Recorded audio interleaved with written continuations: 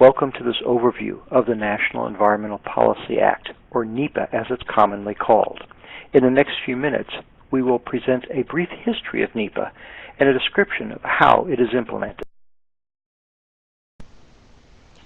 The country's first environmental law was signed by President Nixon on January 1, 1970.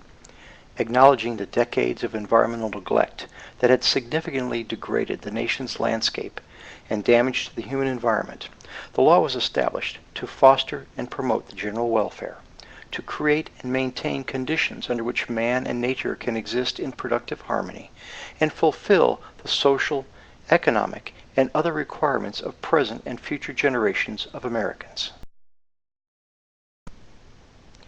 It might be hard to believe, but until that point in time, the U.S. had never acknowledged the decades of environmental abuse and neglect going on across the country. One of the most glaring examples of this disregard for the environment was the replumbing of the Florida Everglades in the 1950s and 60s. The massive project converted the River of Grass into a gigantic flood control project so that land in South Florida could be made available and developed for people and agriculture. For the past 15 years, scientists and regulators, with input from the public, have been working on an equally massive project to restore the damage that was done. For the next 50 years, the state and federal government will spend billions of dollars trying to return a portion of the Everglades to a more natural state. However, it will never be a truly wild place again. Even after the restoration is completed, humans will need to control the water levels in the Everglades in order for the restored areas to survive. What makes NEPA unique is that all federal agencies are required to implement it. The Act also directs federal agencies, when planning projects or issuing permits, to conduct environmental reviews to consider the potential impacts on the environment by their proposed actions. The Council of Environmental Quality, or CEQ, was established within the Executive Office of the President by Congress as a part of NEPA in 1969. The Council coordinates federal environmental efforts and works closely with agencies and other White House offices in the development of environmental policies and initiatives. CEQ also has the task of ensuring that federal agencies meet their obligations under NEPA. When NEPA was signed into law, it was not long before the impacts of the new regulations had a ripple effect on the environmental community. Out of NEPA came many of the environmental laws in existence today. This includes the Resource Conservation and Recovery Act and Safe Water Drinking Act.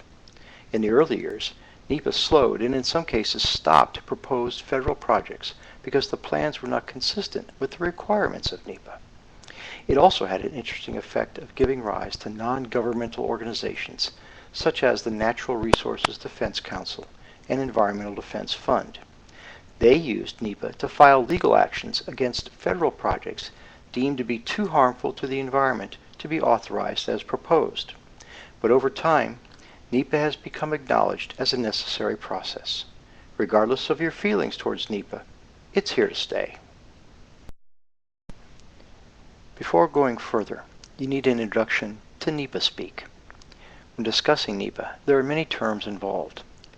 If a person working on the National Environmental Protection Act had to say that every time it came up in a sentence, it would be cumbersome. That's why we simply refer to it as NEPA. But the shortcuts do not stop here. Every NEPA document is filled with acronyms and abbreviations. Often, EAs and EISs have a list of acronyms and abbreviations that are used in that document. So in order not to get lost in a conversation or when reading a NEPA document, you're going to need to familiarize yourself with the meaning of many acronyms and abbreviations. So now, let's briefly discuss the three types of NEPA actions. Here is a generalized diagram of the NEPA process. You should note that each federal agency has its own NEPA implementation procedures that adapt CEQ regulations to address agency-specific missions and decision-making authority. The NEPA process begins when an agency proposes to take an action. Once the proposal is conceptualized and any reasonable alternatives have been developed, the agency must determine if an action has the potential to affect the quality of the human environment. This process results in one of three levels of NEPA analysis: to apply a categorical exclusion, to prepare an environmental assessment, or EA, or to prepare an environmental impact statement, or EIS. Categorical exclusion. When agencies develop their NEPA procedures, they compile a list of agency-specific actions they have determined will normally have no significant individual or cumulative effect on the quality of the human environment. Categorical exclusions are based on previous experience with these categories of actions and their environmental impact. Examples of some agency categorical exclusions include revised administrative personnel procedures, minor facility renovations, and boundary changes on public land that do not result in a change of land use. Environmental assessment.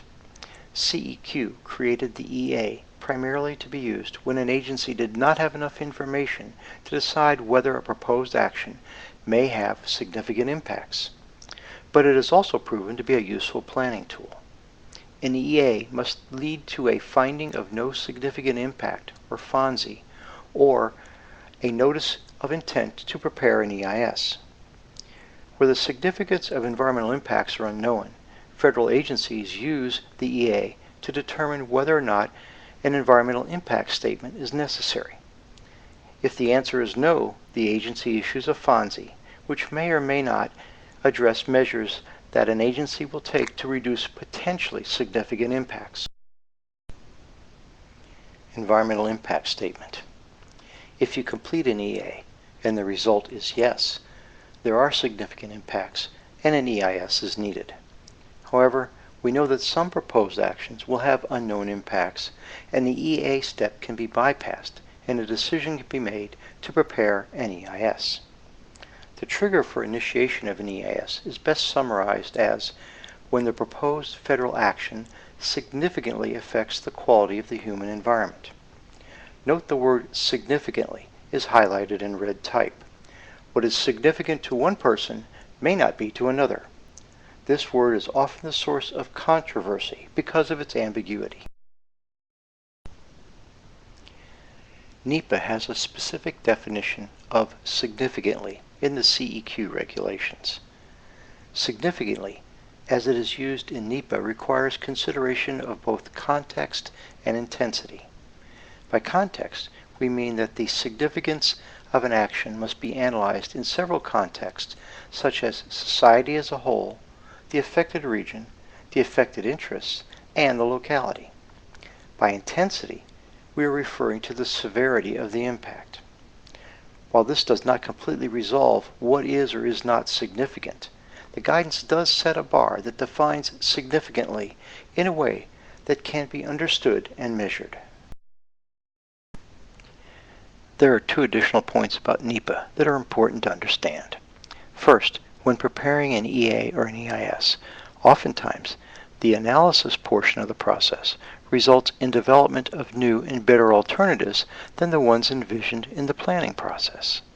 The other point to understand is that the final decision of an EA or an EIS may not be to adopt the most environmentally friendly outcome as the preferred alternative. Remember, NEPA is a balancing act. So to summarize, NEPA was the first major environmental law. It was signed on January 1st, 1970, and all federal agencies are required to use NEPA. There are three levels of analysis: the categorical exclusion, the environmental assessment, and the environmental impact statement. And a NEPA decision is a balanced decision, and the best environmental outcome may not be the alternative selected.